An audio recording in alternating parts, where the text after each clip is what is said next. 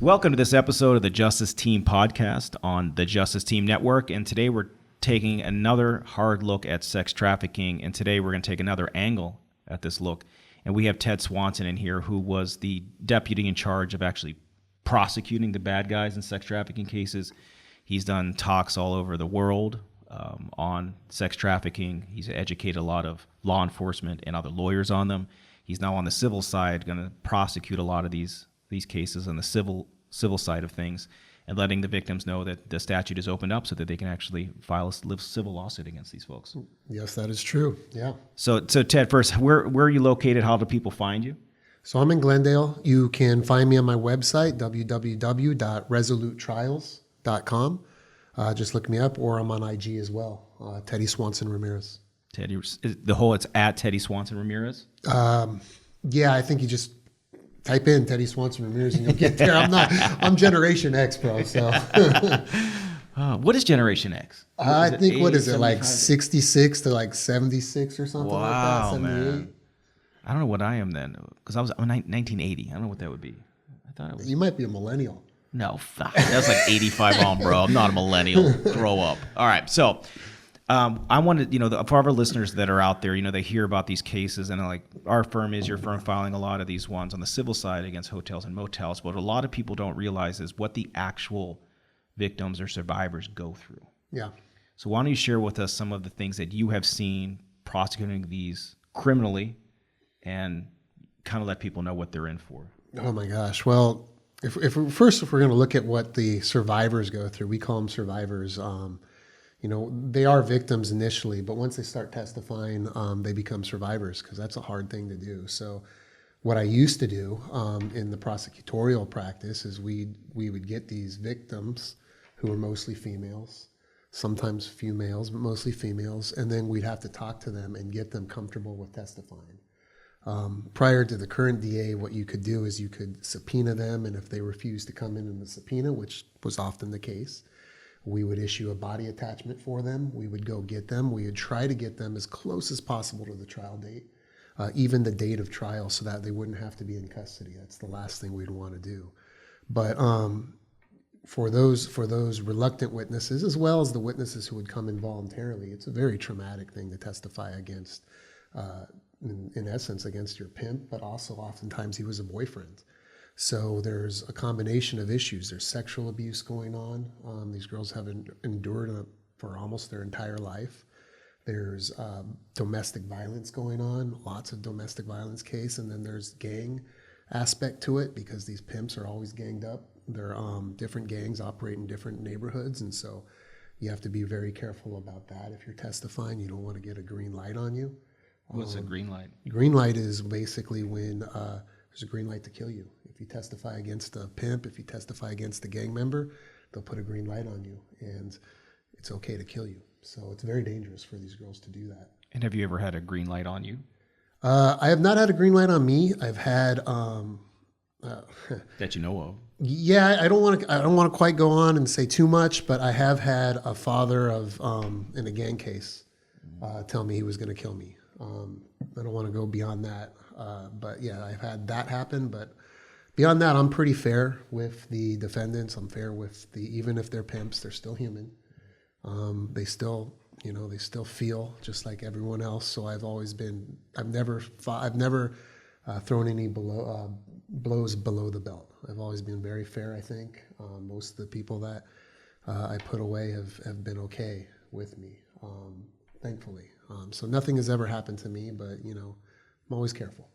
What are the signs, and how do you know if somebody is being trafficked? Because sometimes they can't get out of the situation, or they're brought in through a certain grooming type scenario. So walk us through some of those things. Like how are you finding these survivors or these victims at the start were kind of groomed into this very sad situation, and then what stories have you seen to help them get out? So the most obvious signs, and we can talk about how they get in there. That's a whole entire little digression. But some of the signs, I'd say the most obvious ones are going to be tattoos, right? A lot of these girls, they'll have tattoos on their faces of their pimps or on their body, and that's clearly what it is. It's a way for pimps to know whose property these girls are. So if you're a pimp on the street and you see a girl and she has a name of something on her face and you recognize that, then you know to leave her alone because she's with this pimp, and so you can't take her as your own. So that's the first sign. But then if you're looking, if you're a parent, for instance, and you want to know what should I look for my kids, well, go to their Instagram, go to their IG, go to their TikTok, see what their hashtags are. See what kind of people they're focusing on. Are they focusing on pimps? Are they focusing on money? Do you see a lot of cash in the pictures? Are there pictures of people with tons of cash, with gold, with bling, with nice cars? What are they coming home with on their books, on their school books, on their backpacks? Do they have cash? Are they coming home with cash? Are they coming home with what kind of clothes are they going out in at night? Are they going out in these skimpy little outfits? Who's picking them up? What kind of cars are picking them up? Those are all questions you're going to ask if you have children. Those are all signs to look for. And then, you have all the affects, right? The normal stuff that you have with sexual abuse. Is the person, do you have different friends? Are they becoming depressed?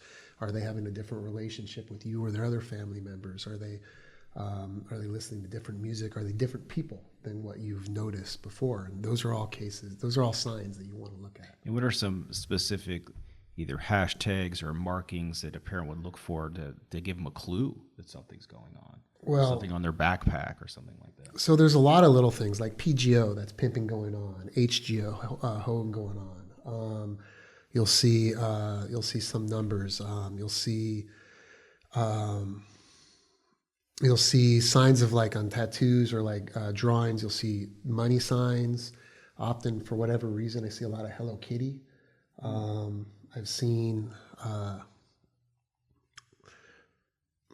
crowns. Yeah, I'm just thinking right now. A lot of times you'll see crowns. Crowns are huge. The king and the queen concept. So the pimp is the king, all his hoes are the queens, and they're all families. So what they do is they call them families. So you'll have, they'll call them wifeys. So like if you have multiple girls working for a pimp, each girl will have a wifey, and they'll call them wifey. And so you'll hear them refer to themselves as those kinds of names: my king, my queen, my wifey. And I know a lot of us are what we call the people that are setting the stage for these bad actors, the hotels, the motels, other folks. Like, what are these dead bang things that, like, how did you not know, right? Like, you clearly knew that there were pimps running girls out of your hotel, motel.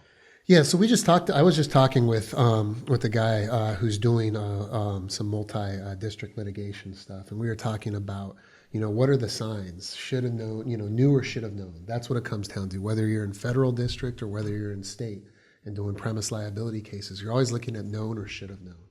And so, you're going to have, again, it's going to be varying aspects. If you're on the blade or the track, that's where the girls are working. Yeah, what is it, those terms? What does on the blade or on the track mean? So like being on the blade, that's like on Figueroa, right? Figueroa starts at about just south of downtown LA, goes all the way to, I think, 120th, 130th. That's called a stroll, track, or blade. That's where the girls work. I mean, if you literally drive down Figueroa, any time of the day or night, you're going to see girls working. You get to like 68th, 69th, 85th, you're going to see girls just all over the place. Same with Western. Western's a blade. You got blades in Pomona and Holt. You've got little stuff going on. I don't know if it's going on still, but in Pasadena and Foothill. You have some stuff on Van Nuys, obviously Hollywood. So a blade is like a geographical area or street known for... It's like a used car dealership, or car dealerships, not used cars, but car dealerships. They all line up in the same area. It's the same thing with this. And you can actually have different areas. Over on Hollywood, you can have an area where there's individuals that are primarily transsexuals. You can have, there's areas where you have different kinds of girls, but they're all over the place. It's rampant. You'll know when you're there. So, when you're looking at hotels in those areas, it's fairly easy. Like, do you really not know that you're servicing this kind of aspect of society when it's just right outside? When there's police are arresting girls all the time, probably at the hotel when they're doing undercovers and they're doing stings. You see it all the time. You know exactly what's going on. Or at least these hotel owners should. Gets a little bit more nuanced when you're talking about, and this is more of the federal district stuff, when you're talking about hotels where the pimps come in, for a day or two. They go to this hotel, they have the girl, she'll be there. They'll advertise on whatever. It used to be a back page. Now it's kind of morphed into other thing. I think there's still a Backpage Pro out there. And so they'll advertise, then the clients will respond. They'll have them come to the hotel room. The pimps will leave. Clients will have the sex, give the girls the money. The pimps will get the money afterwards, and then they'll all stay in the same hotel. It's a little bit harder there, right? Because then you have to show, what documents the hotel or the motel has to have been put on notice. Have they been told by police officers about, hey, there's trafficking? Have they met with trafficking advocates? Have they been made aware in these aspects as to what's going on? And a lot of times they can't say that nobody specifically told them. It doesn't have to be actual notice. It could be what's called constructive notice, where like there's literally Johns that are just waiting in the lobby to go up to the same room all day, right? And they're booking rooms and I've seen a lot of survivors cases where they're charging room rates that are more than like the Montage Laguna Beach. So it's crazy. I did a murder case, 2003. It was a 17-year-old. She was murdered by a John in her room. He choked her to death. His defense was that his defense was self-defense, that she sprayed him with pepper spray and was going to try to take his money. It was a bunch of crap. But anyway, and so in that case, we did the preliminary hearing, and I had one of the motel owners. I think she was like the wife of the owner or something, and she would talk about what they would do effectively is they would rent each of the rooms out to a specific female. And then what would happen was the sex worker would then bring in Johns. The Johns would pay to the hotel. They would pay, they'd be there for an hour or so. They'd pay $75 to the hotel. Then the female would leave. Sometimes they'd clean up the room. Sometimes they wouldn't. And then she'd bring another John in. So the exchange was, you get free rooms. We get to charge the Johns. Known or should have known. I mean, they're renting these rooms for an hour. You could go to that ledger and you see 12 people in one room over a period of a day. Is there any question that they knew what was going on? It's just crazy to me. And then, we've heard stories where, the hotel managers are taking part in it as well. It's sad. But going back to the other term you used, there was the blades, and then you said there was another term that you used. For blades is stroll or blade or the track. Wow. Any of those three terms. And where are they advertising at? So advertising, or letting people know that, we're going to be in this motel or hotel today. So if they're going to advertise, so the two ways mostly that this is done, and this is also interesting. For every race, you have a different way of trafficking, right? So for the Asians, you're going to be doing brothels, and you're going to have people coming from Asia, and there's like a whole circuit that they can start in Los Angeles and go all the way through the country. Through New Orleans up to New York. So it's a whole circuit that they run, and they're doing brothel stuff. For whites, a lot of that is you're going to be doing back. They're going to have bars, and in the back of the bar, you're going to have a girl that basically they're running a train on her. For the same thing, you have casitas for Latinos. They have little apartments all over LA. And those are being used for trafficking. And also with Asians, you're going to have, I heard at one point, like any place you went to in Irvine, at one place is going to have at least one unit reserved for trafficking. It was some kind of statistic like that. I don't remember it exactly. And then for African American, a lot of that is going to be on the pimps, at least, not the girls, but the pimps are going to be doing the blades and the strolls and tracks. So it stratifies by race in a lot of respects. And these aren't my rules or anything like that. This is just how it is. Wow. And how does the I think as a parent, I got 3 young daughters. Mm-hmm. What are some ways that we talked about some things to look for, but we do a lot of work with foster kids too, and I know they target a lot of foster kids. Can you kind of tell us a little bit about how they pick and choose who they're going to traffic? We both know the answer to that. What's the most important thing in a female's life? The father. Yep. Yeah. So I don't think any of these kids that I've ever worked with have a father that's in their life. So, if and it's sad to say, if whatever race you are, if you're in your daughter's life and you're a male, there's that chance of her actually ending up in this is very small. It can happen. Yeah. It's possible, but it's not something that I would necessarily worry about. Yeah, and it's, foster care, if you don't have mom or dad, it puts you even bigger at risk if you have no support system. And, So we've seen cases. They will recruit out of foster care. They get, especially if they're in group homes, you get one kid that's with a pimp, and then they use her to recruit. Hey, why don't you? And she'll tell her friend, hey, why don't you come out with me? We can make some money. We can have some fun. We'll do some drugs. We'll come out with with my boyfriend. And then all of a sudden she has a girl coming out, and then the trafficker will pick her up 2 blocks away.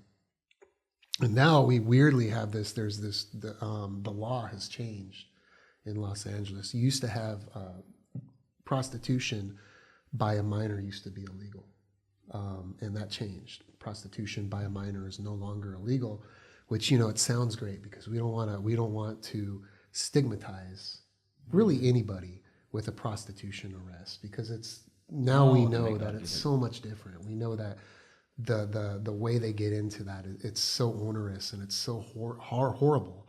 So we don't really want to stigmatize, but law enforcement can't arrest these girls and when they're in the midst of it.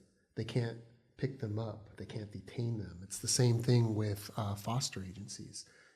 I've had cases where girls will be in a car with the foster, and they'll drive by the blade and they'll say, hey, pull me over. I want to get out right here. And so they get them out. I mean, I have a case. So I had another case. It was another murder case. The defendant, I'm not going to say the names of the defendants, I don't think that's appropriate, but you could search it and you could find the name of the defendant on the LA Times in an article that I had. But that defendant, he murdered a transsexual that I think she probably stole some money from him.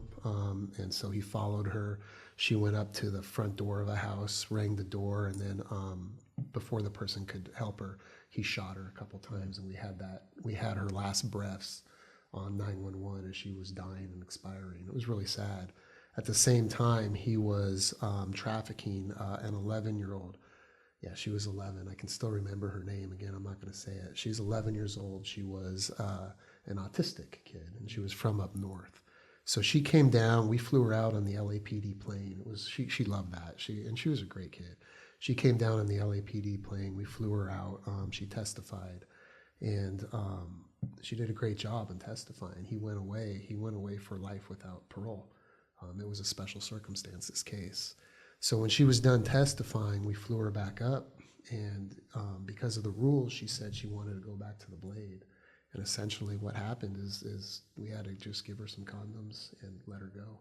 Wow. And, it's hard to allow an 11-year-old girl to just be out there, knowing she's out there and not being able to do anything about it.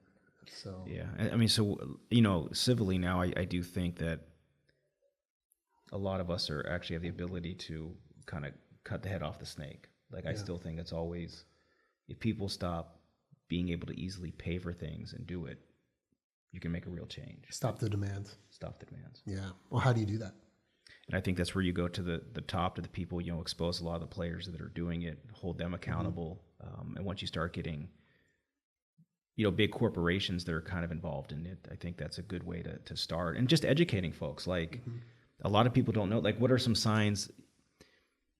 I know if somebody puts up the H and the C, or is it human traffic, or H and a T in an airport, or law enforcement. I've heard about that. And there's there's a couple, I guess sign language signs that you can do. Yeah, I've heard of those. Yeah, I mean, it's just a lot of awareness, because people have seen staggering amounts, and it's, a lot of movies, or a movie have come out that talks about it, and it's, sensationalizes it a lot, but it puts it a lot of people front and center. So I think a lot more people that are aware of it might be able to help. But I think if you cut the head off the snake, but also help a lot of the kids that don't have mom or dad in foster care. Yeah, it's 60% or so are foster kids. So I mean, the problem with some of that though is that the majority of girls that are traveling aren't going to be giving HT signs, because the whole entire process of how it works and how coercive it is. So when you're outside, if you're obviously all ages are trafficked.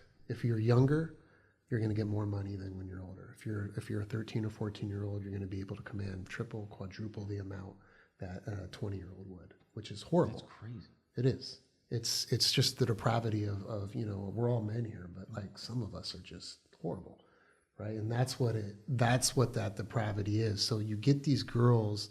The goal is to get them out as young as possible, to get them start working, and it's super coercive. So you have an environment where the girls will be outside working. If they look and make eye contact with another pimp, they make eye contact, that pimp can now snatch them. Snatching is kidnapping. And once they're snatched, then there's a choose-up fee. Choose-up fee is like, okay, the pimp will say, now you owe me $2,000. You have to work for me. You have to give me $2,000. And then supposedly they're done, but that never ends at that point. God. And so while they're snatched, they can be raped, they can be beat up, they can be subject to physical violence. A lot of times I'll see them being made to get naked. They'll have to stand in a bathtub in freezing cold water, and then they'll have to sleep naked in the bathtub, something like that. I've seen that over and over again in my cases. So what that's doing is that's creating a coercive environment where these girls are afraid to go out on their own, and they have to be with their pimp because their pimp is actually offering them protection. He might be beating her up sometimes, and he might be doing all this bad stuff, but he's offering her protection over all these other guys. So even though, all the pimps have sex with their girls.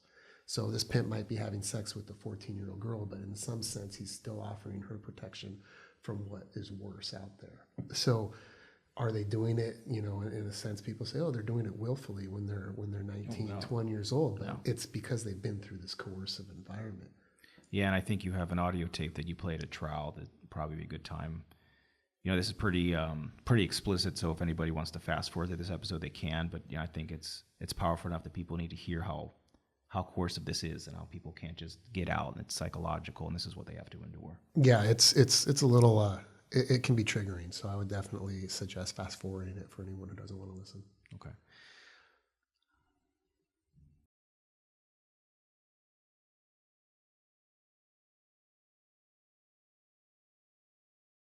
All right, and then some of the other stuff, we've been going on for a while here, and I think we could probably do many sessions of this type of thing.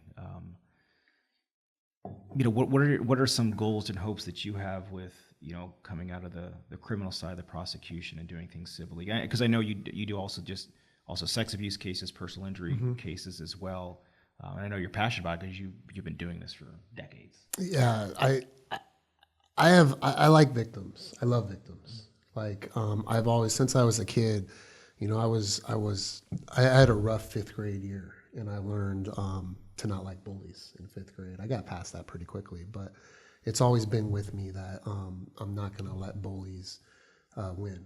And so that's right now for me, it's whether it's insurance companies or whether it's corporations that are taking advantage of consumers. Before it was, people who would commit sex acts against children and women.